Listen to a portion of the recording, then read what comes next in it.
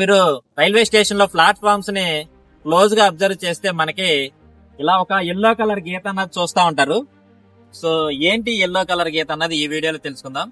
So yellow colour line ని మనం platform edge line అంటాం అనమాట. సో ఎందుకు ఈ ప్లాట్ఫామ్ ఎడ్జ్ లైన్ అంటే ఇది మనకి ఒక సేఫ్ డిస్టెన్స్ అనమాట. సో మనం ట్రైన్ వస్తున్నప్పుడు ఈ ఎల్లో కలర్ బార్డర్ ఏదైతే ఉందో ఈ బార్డర్ కి ఇవతాలే ఉండాలండి. సో ఈ బార్డర్ కి అవతాలకి వెళ్తే ఏం జరుగుతుంది అనేది ఇప్పుడు చూద్దాం.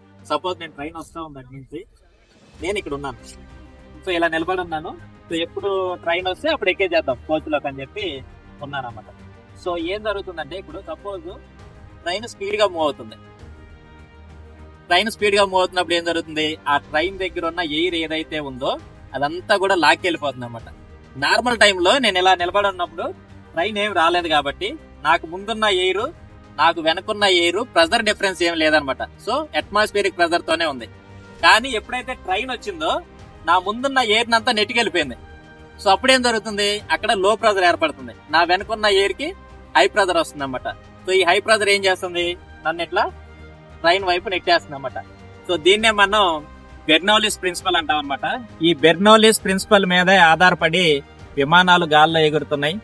అలాగే తుఫాన్లు వచ్చినప్పుడు చూస్తే ఇంటి పైకప్పులు లేచిపోతా ఉంటాయి. ఇప్పుడు తుఫాన్ వచ్చినప్పుడు ఇంటి పైకప్పు మీద ఎక్కువ స్పీడ్ తో ఎయిర్ అన్నది మూవ్ అవుతా ఉంటది.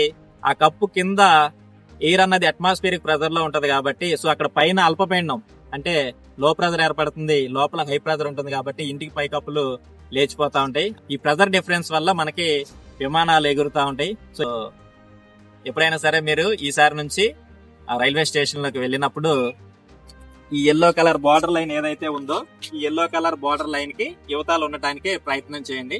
ఎల్లో కలర్ బార్డర్ దాటితే మాత్రం ఆ ట్రైన్ మనల్ని లోపలికి లాగే అవకాశం ఉంటది అన్నమాట.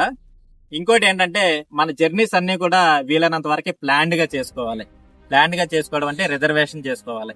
సో ఎప్పుడైతే మీ సీటు కన్ఫర్మ్ అని మీకు తెలుసో అప్పుడు ఏం చేస్తాం, సపోజ్ మనం ఇప్పుడు ఒక థియేటర్కి వెళ్తాం, టికెట్ బుక్ చేసుకుని వెళ్ళామనుకో మనం ముందు పరిగెత్తాల్సిన అవసరం లేదు.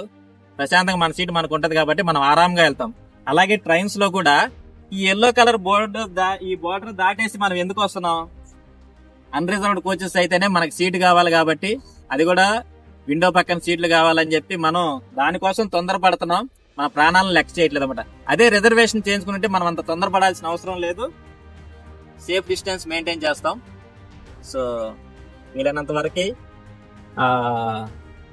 ప్లాండ్ జర్నీస్ చేసుకోవడానికే అందరం ప్రయత్నం చేయాలి. జై హింద్, జై భారత్.